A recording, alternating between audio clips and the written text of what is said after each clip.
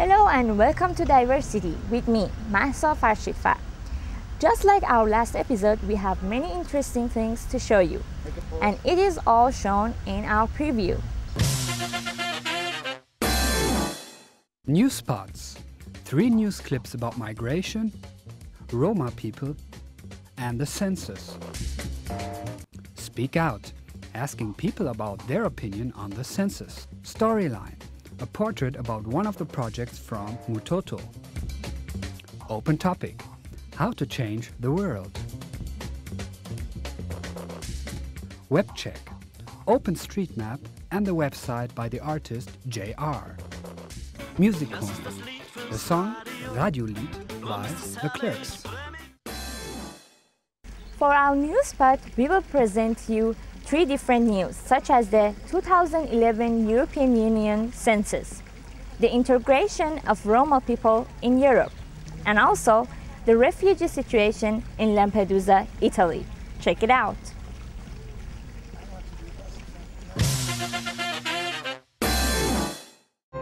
Since the beginning of the civil unrest in northern Africa, more than 30,000 refugees have landed on the Italian island of Lampedusa. In the beginning of April, the Italian and Tunisian governments agreed to deport the Tunisian refugees. Since then, the majority of refugees landing on Lampedusa have been Libyan. The Red Cross called the conditions in the detention center where the refugees are being held unacceptable, as the facility was built for 800 but is far over capacity. The 10 to 12 million Roma people living in Europe form the largest ethnic minority in the European Union. The Roma people experience discrimination, social exclusion, and segregation. Many Roma live in poverty with limited or no access to adequate housing, education, employment, or healthcare. 2005 to 2015 marks the decade of Roma inclusion, where EU member states will implement strategies to encourage the integration of Roma citizens and to improve their socio-economic position. Germany is participating in the first European Union-wide census in 2011. It is believed that the current population estimate of Germany is 1.3 million too high due to the age of the data being used. The census will collect data on education levels, employment, immigration background, and living quarters, among other things. The data will be sent to Eurostat, the EU's Central Statistics Bureau. This will be the first census conducted in Germany since reunification. 9th of May, the starting day of EU Census 2011 in Germany. Now this question comes up. Do the people really care about giving away their personal information as much as they did in 1987? We went out on the street of Münster to find out what the people's opinions are. Census 2011. The last census was in divided Germany over 20 years ago, and the people went out on the streets to demonstrate for their privacy. Now, after the questionnaires have arrived in German homes for the census 2011, we are out in the streets of Münster to see what the opinion is today. Ich habe keine Angst vor sowas. Alles so transparent wie möglich, viel kommunizieren, ganz wichtig. Sollen sie machen. Meine Meinung ist, dass das, was Sie bis jetzt erfragt haben, nicht besonders sinnvoll ist, dass die Auswertung viel zu lange dauert und von daher ich nicht weiß, ob die Kosten gerechtfertigt sind. Volkszählung muss im Prinzip sein. Das ist mir, auf der einen Seite finde ich es ganz okay, aber wenn das zu weit geht mit diesen intimen Fragen, wo man sagen, bis aufs allerletzte, dann finde ich das gar nicht so toll. Relativ einfach, weil ich denke, wir brauchen die Daten, um die Planung letztendlich für die Zukunft zu gestalten. Und von daher, ja, finde ich gut. Time has changed, so have people and technology. Now a new question comes up. Do the people not care about giving away their private information anymore? Ich bin sowieso der Meinung, dass sehr viele persönliche Daten, von denen ich gar nicht weiß, die sowieso schon wissen.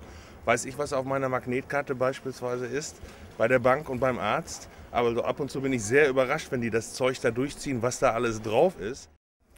Also an der Anonymität habe ich in diesem Zusammenhang überhaupt keine Zweifel. Es gibt eine politische Klientel, die diese Dinge immer wieder in den Vordergrund rückt.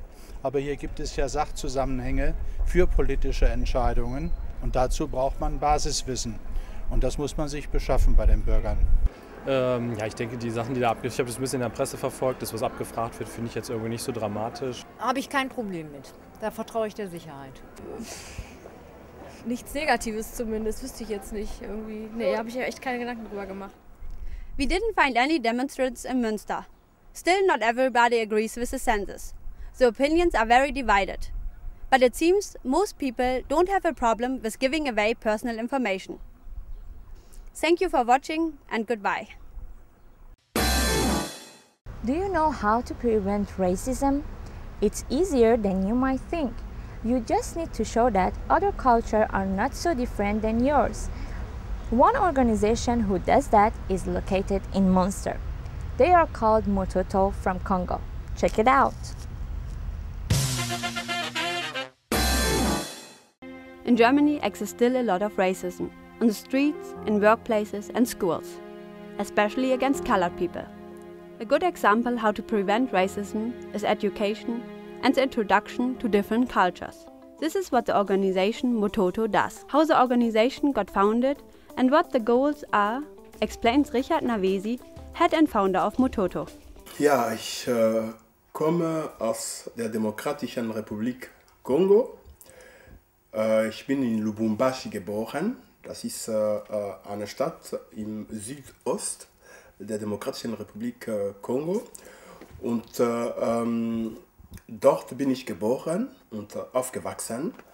Ich bin dann im Jahr 1982 nach Europa gekommen und im Jahr 1998 bin ich wieder zum ersten Mal zurückgekehrt und dort habe ich einfach bemerkt, dass die Situation nicht, wie ich die gelassen habe, dort gefunden habe. So, zuerst einfach die Kinder von der Straße wegzuholen. Das ist schon ein Ziel, dass die einfach in einem Ort sind, wo die essen können und so weiter. Und dann als weiteres Ziel ist, die zu bilden. In Lubumbashi, the organization helps directly on the site. The projects are very diverse. The biggest might be the building of a school. Wir haben zuerst 3 Klassenraum gebaut seit 2009. Jetzt haben wir die Schule um 4 Klassen erweitern. The organization manages to connect people from the Congo directly with people from Germany. Not only through student exchanges, the cooperation with Welt, but also through Mototo Show, an acrobatic and theater group with professional artists and street kids. They arrived now for the 3rd German tour and go also into schools in and around Münster to hold workshops and acrobatic lessons. What does that mean for Richard Navesi and Mototo? Dadurch wollen wir auch, dass das Bild dieses Stereotypen über Afrika auch korrigiert werden. One of the schools is the Lamberto School in Ascheberg, with which Mototo works close together. We met the teacher for an interview. Hallo, heute sind wir bei Margret Graf zu Hause, Lehrerin an der Lambertus-Grundschule in Ascheberg. Und sie und die Schule gemeinsam arbeiten fest zusammen mit dem Mototo-Verein. Meine erste Frage wäre, wie es überhaupt mit der zu der Zusammenarbeit gekommen ist. Eine frühere Kollegin unserer Schule hat selbst den Verein mitgegründet. Und das war im Jahre 2000. Und seitdem besteht diese Partnerschaft zwischen Mototo und der Lambertus-Grundschule. Sehr schön. Sie persönlich nehmen ja jetzt, glaube ich, auch an den Projekttagen teil, die jetzt bevorstehen. Woraus bestehen die Projekte und woraus haben frühere Projekte schon bestanden? Die Kinder beschäftigen sich mit dem Thema Afrika, und dann speziell mit dem Kongo. Sie beschäftigen sich mit dem Leben der Kinder im Kongo, mit dem Leben mit der Schule, mit den Lebensgewohnheiten, zum Beispiel Tanzen, Ernährung, mit den verschiedenen Lebensbereichen der Kinder im Kongo. Ah, sehr schön. Und ich kann mir vorstellen, dass dieses Projekt sehr aufwendig ist und findet es großen Anklang bei den Kindern. Die Kinder sind jedes Mal begeistert. Wir haben ja 2006 schon mal Projekttage zum Thema Afrika und Kongo durchgeführt und die Kinder sind hellauf begeistert, ganz interessiert und ja, gut zufrieden. Ja, das kann ich mir gut vorstellen. Ist ja auch mal was ganz anderes, was einem halt so aus dem Alltag rausholt.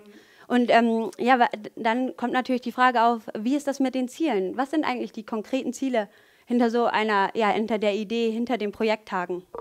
Also wir an unserer Schule halten es für wichtig, dass Kinder auch über ihren Tellerrand hinausschauen, dass sie auch kennenlernen, wie Kinder in anderen Ländern leben und dort über diesen Weg dann eben eine Solidarität auch entwickeln. Und das Projekt Mototo, der Verein Mototo, erscheint uns sehr gut geeignet, diese Zusammenarbeit zu realisieren. Super, danke für die aufschlussreichen Antworten.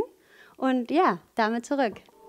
Mototo Show's Motto: Alone we are nothing, only together we have power, aims for friendship. The big goal of the organization. For our open topic, we will now watch a short movie about, let me see. If I tell you now, it would spoil the whole thing. But one thing for sure, this movie could change the way how we look at this stuff, including ourselves. So let's find out what this movie is about.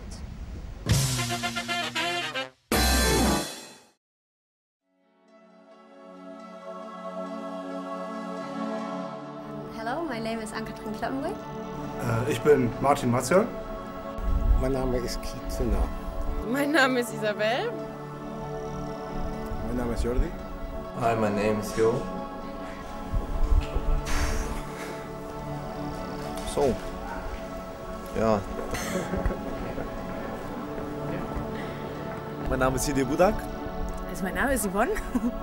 Was mir spontan einfällt? Oh Gott. Das ist eine schwierige Frage. Ach du Scheiße. Keine einfache Frage. Very good question.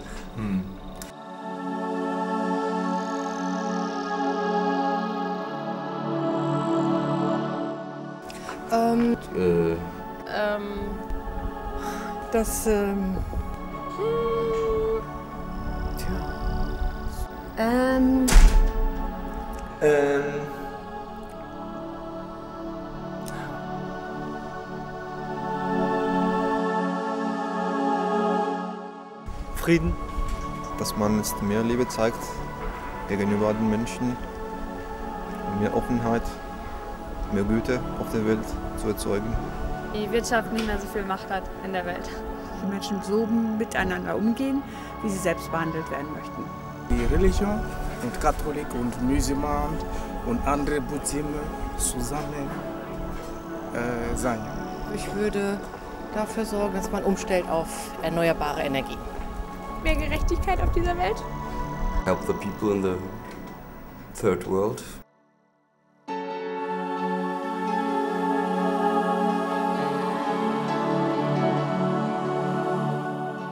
Dass die Menschen besser sind. Dass die Menschen in Freiheit leben können. Try to make the money equal for all people in the world. Ich würde sofort alle Spielladen dicht machen. Ja, Pressefreiheit, überall. Essen für alle. Trinken. Ja, ich auch. Atomkraft.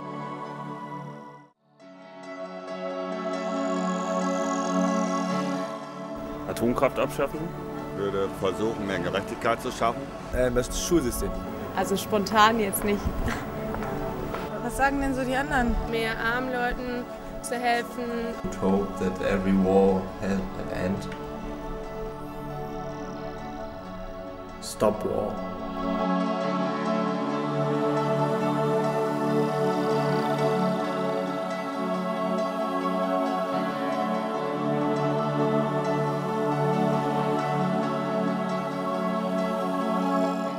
Glück ist das Einzige im Leben, was wirklich zählt. Und deswegen sollte, glaube ich, jeder die Möglichkeit haben, glücklich zu sein. Danke.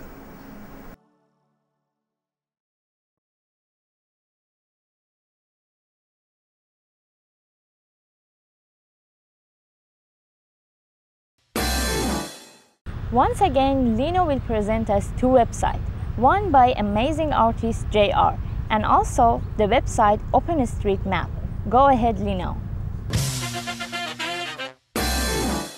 Hello and welcome to this Webcheck edition. Let's start off with the first website, which is OpenStreetMap.org.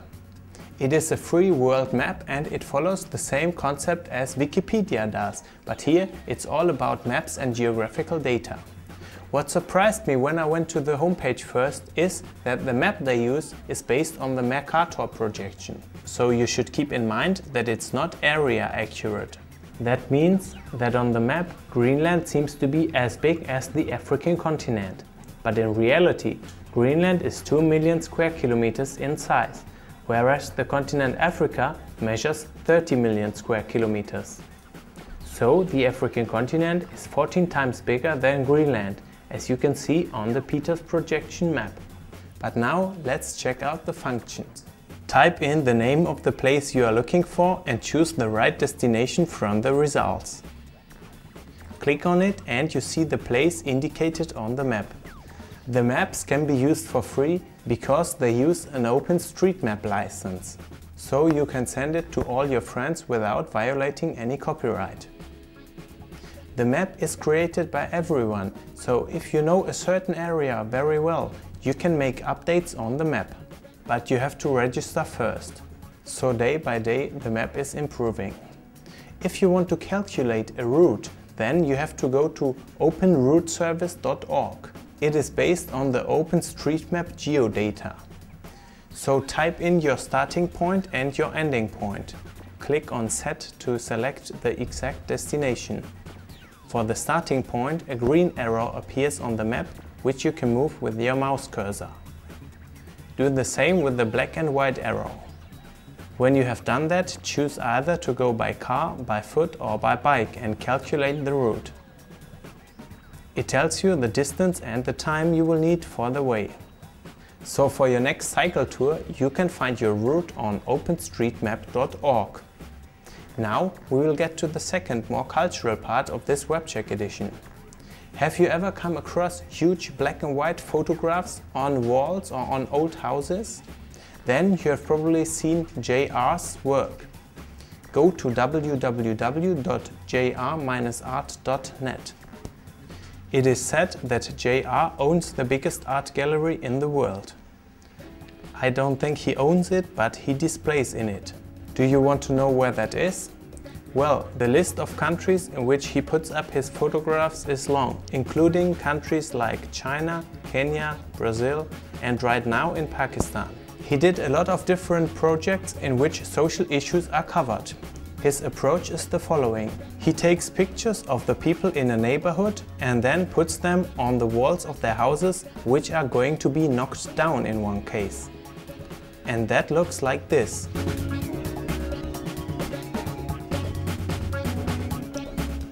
In another case, he wants to highlight the importance of women in the society. So he takes pictures of them and puts them on the walls, on the roofs, on bridges and much more. So enjoy the pictures of his artwork at jr-art.net. That's it with this Webcheck edition. Have fun surfing and bye bye. For our music corner, we will now watch a really nice music video, but I will not tell much about it, because it will speak by itself. Here we go with our music video.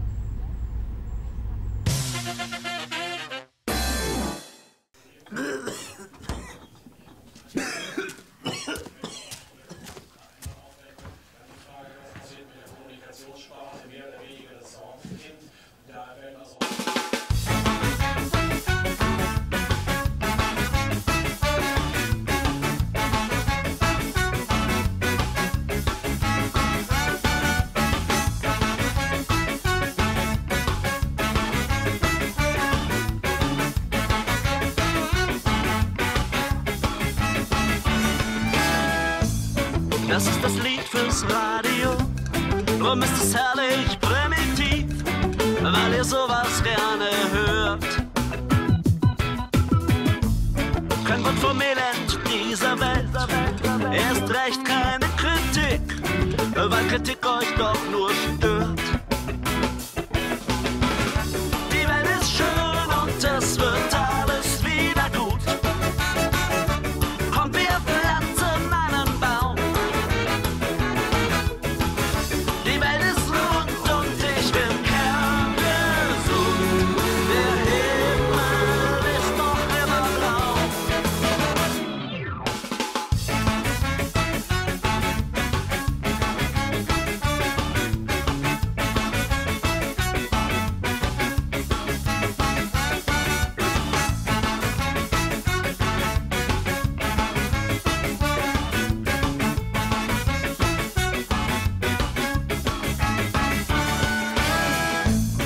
Ja, dieser Text ist tierisch hohl, doch dafür wird das Video cool. Auf über und auf MTV. Denn wir sind alle braun gebrannt, muskulös und durchgestylt. Das freut die Plattenindustrie.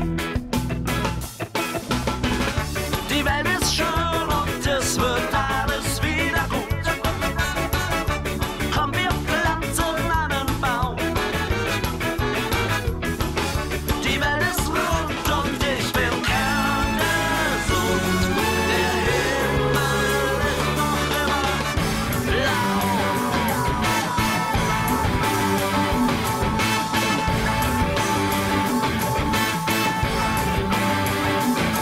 Schon bald sind wir in Deutschland weltberühmt. In jeder Sendung sorgen wir für Quoten. Wir saufen nur noch Shampoos und fressen Kaviar. Und alles mit der Kohle von euch. Idioten! Die Welt ist schön und es wird alles wieder gut. Komm, wir pflanzen einen Baum. Die Welt ist rund und ich bin kerngesund. Der Himmel ist noch immer blau.